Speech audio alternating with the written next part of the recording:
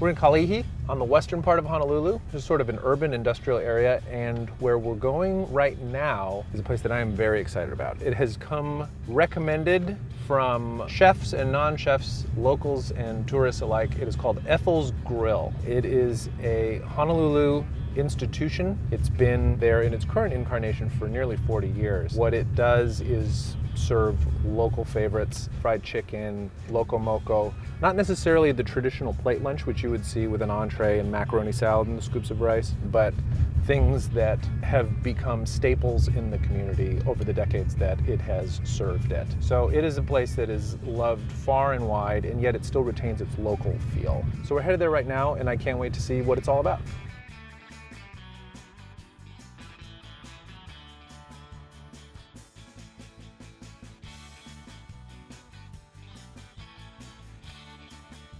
This place is super cool.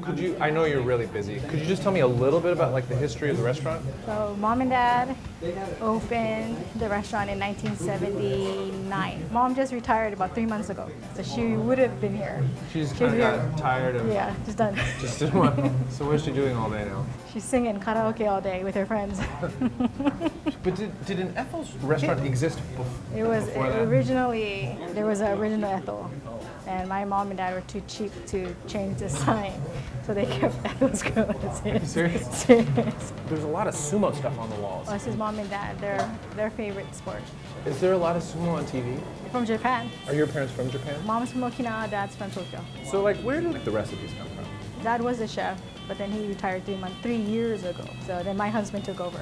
So we're known for the mochiko chicken. I saw someone get a Loco Moco that looked Looked really good. Good. Can I try the Loco Moco? Yeah. And then also maybe we'll do the chicken. Okay. Tell me a little bit about the turkey tails. We marinate it and then cook it, and then we deep fry it, so it's nice and tender. It just falls off the bone. It's really fatty though, really rich. It's a lot of goodness. Could I get like one? You want to set you on one? Yeah. Could I get like one? Yeah, you can That'd be try great. it. I just like to try it. Awesome. Okay. Amazing.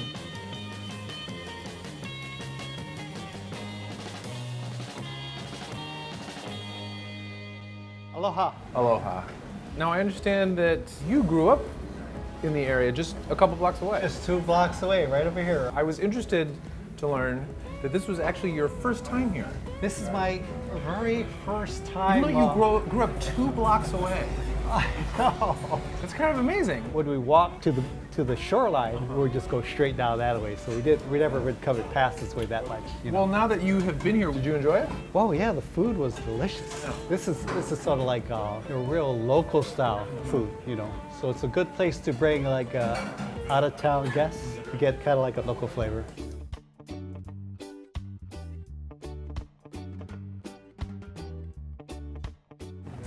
Here it is. Beautiful.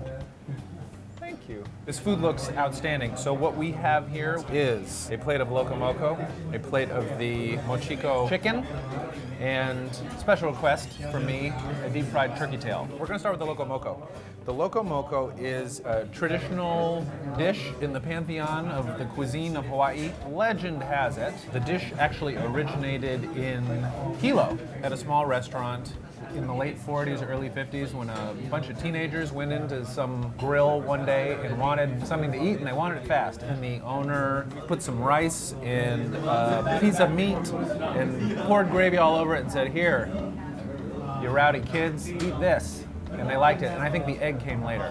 One of the group of the teens, his nickname was Crazy, and they just thought it would be funny to call it Loco Moco. According to my research, that is actually the story of Loco Moco. However, they were on to something because the dish grew in popularity and is now considered one of the quintessential dishes here on the islands. It consists of plain white rice, hamburger patty mixed with onion seasoning, a couple of fried eggs, some scallions here, and then the whole thing is slathered in a beef-based gravy thickened with flour. It is a hearty, practical, filling, delicious lunch.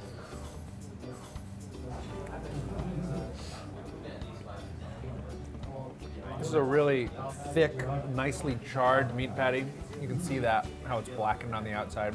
So it's almost like nice and crunchy on the outside, which is brilliant. tastes like a good piece of meatloaf. It doesn't resemble a hamburger as much as it resembles sort of like a more loosely packed meatloaf, flavored heavily with onions and spices. You know, there's nothing exceptional to the individual components of this dish, but when they're all put together, something very satisfying. And the yolk running down mixes in with this thick beef-based flour gravy, and it tastes like almost maybe like it has a little bit of maybe Worcestershire in it, and it is delicious. I can see why this dish has stood the test of time over the decades. We're gonna move on. This chicken looks great. This is the mochiko chicken served with a scoop of white rice. The scoop of white rice is a common sight during lunchtime here in Hawaii. The plate lunch, which is typically an entree, 2 scoops of white rice, and some macaroni salad, is one of the most popular things to eat in Hawaii for lunch. And this kind of resembles that. Now the chicken, as was explained to me by Naka, is marinated in like a shoyu ginger secret recipe marinade, and then it is breaded in a light mochiko flour, and mochiko flour is rice flour. So what that should do is have a much lighter, cleaner taste to it. There's a little bit of a sauce here, like a sweet ginger sauce.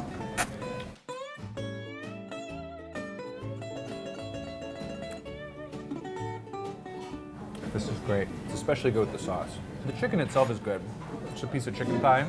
The meat is tender, the meat is juicy, the meat has retained a little bit of that fermented soy and sweetness, as well as a little bit of that pungent ginger. And then dipping it in the sauce is what really kicks it up to another level, because you get those nice bits of minced garlic there in the sauce. The ginger is great. The tartness of the ginger really cuts through any kind of greasiness or oiliness of the chicken.